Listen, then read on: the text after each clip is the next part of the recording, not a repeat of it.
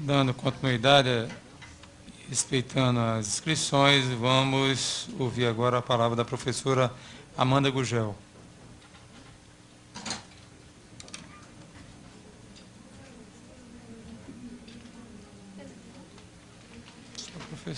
Bom dia a todas e todos. Durante cada fala aqui, eu pensava em como organizar a minha fala, né? Porque, assim, são tantas questões a serem colocadas e tantas angústias, né, do dia a dia, de quem está em sala de aula, de quem está em escola, e eu queria, pelo menos, conseguir sintetizar minimamente essas angústias.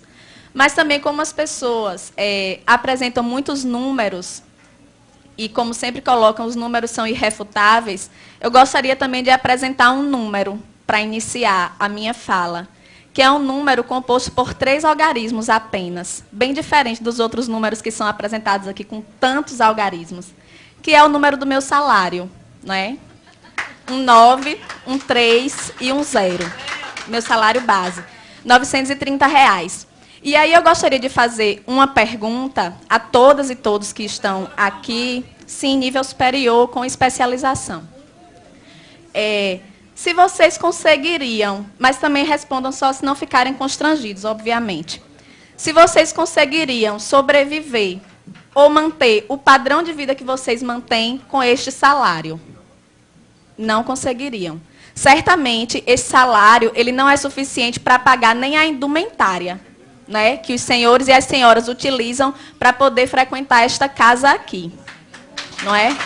Então, assim, a minha fala não poderia partir de um ponto diferente desse, porque só quem está em sala de aula, só quem está pegando 3 ônibus por dia para poder chegar ao seu local de trabalho, um ônibus precário, inclusive, é que pode falar com propriedade sobre isso.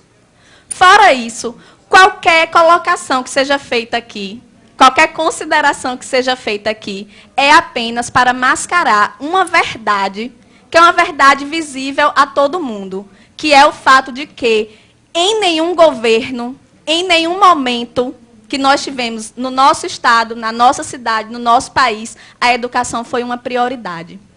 Em nenhum momento. Certo? Então, assim, me preocupa muitíssimo a fala da maioria aqui, inclusive da secretária Betânia Ramalho, com todo respeito, que não vamos falar da situação precária, porque isso todo mundo já sabe. Como assim não vamos falar da situação precária? Gente, nós estamos banalizando isso daí. Estamos aceitando a condição precária da educação como uma fatalidade. Estão me colocando dentro de uma sala de aula com um giz e um quadro para salvar o Brasil. É isso. Salas de aulas superlotadas, com os alunos entrando a cada momento com uma carteira na cabeça, porque não tem carteiras nas salas. Sou eu a redentora do país?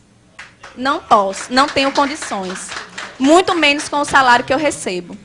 Tá certo? A secretária disse ainda que nós não podemos ser imediatistas, ver apenas a condição imediata, precisamos pensar a longo prazo, mas a minha necessidade de alimentação é imediata. A minha necessidade de transporte é imediata. A necessidade de Jéssica de ter uma educação de qualidade é imediata, certo? Então, eu gostaria de pedir aos senhores, inclusive, que se libertem dessa concepção errônea, extremamente equivocada, isso eu digo com propriedade, porque sou eu que estou lá, inclusive, além, propriedade maior até do que os grandes estudiosos, parem de associar a qualidade de educação com professor dentro de sala de aula. Parem de associar isso daí. Porque não tem como você ter qualidade em educação com professores 3 horários em sala de aula.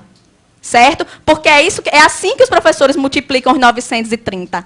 930 de manhã, 930 à tarde, 930 à noite, para poder sobreviver. Não é para andar com bolsa de marca, nem para usar perfume francês. Certo? É para ter condição de pagar a alimentação dos seus filhos. É para ter condição de pagar uma prestação de um carro, que muitas vezes eles compram, para poder se locomover mais rapidamente entre uma escola e outra, e que eles precisam escolher o dia em que vão andar de carro, porque não tem condição de comprar o combustível. Tá certo? Então, a realidade nossa, o cenário da educação no Rio Grande do Norte hoje é esse. E eu não me sinto constrangida em apresentar o meu contra-cheque, nem a aluno, nem a professor, nem a nenhum dos senhores aqui, porque eu penso que o constrangimento deve vir de vocês. Sinto muito, eu lamento, mas deveriam todos estar constrangidos, entende? Então, assim, entra governo e sai governo, e eu peço desculpa mais uma vez, Betânia, mas não tem novidade na sua fala.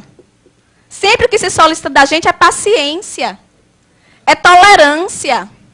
E eu tenho colegas que estão aguardando pacientemente há 15 anos, há 20 anos, por uma promoção horizontal. Professores que morrem e não recebem uma promoção. Então, eu quero pedir à secretária, em primeiro lugar, paciência também, porque nós não aguentamos mais esse discurso. Não aguentamos. O que nós queremos é objetividade. Como é que é? Queremos sair desse impasse? Queremos. Mas como? Sem nenhuma proposta, de mãos abanando? Voltar mais uma vez desmoralizado para a sala de aula, para o aluno dizer, professor, a gente ficou aqui sem ter aula e só isso. Vocês receberam R$20, R$30, dão risada. Pedimos ainda, secretária, respeito. Para que a senhora não vá mais à mídia dizer assim, pedimos flexibilidade, como se nós fôssemos os responsáveis pelo caos, que, na verdade, só se apresenta para a sociedade quando nós estamos em greve, mas que está lá todos os dias, dentro da sala de aula, dentro da escola, em todos os lugares. Certo? Então, respeito. Não se refira à nossa categoria dessa forma, não se refira. Nem se refira apenas como se fosse a direção do Síndico que está querendo fazer essa greve. Não é não, é 90% da categoria.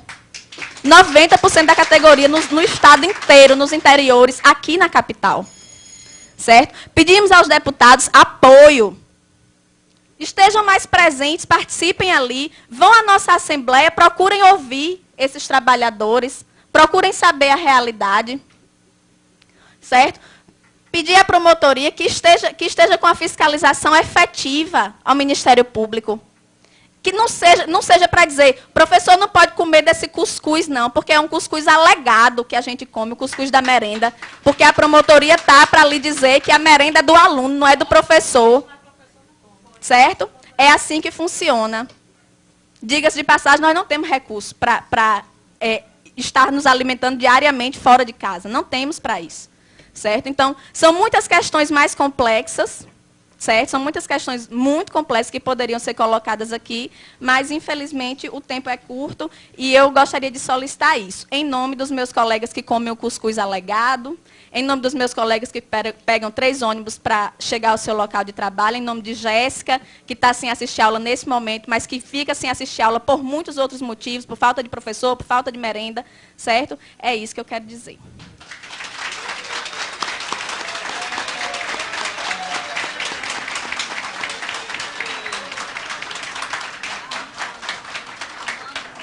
Parabéns à professora Amanda Gurgel.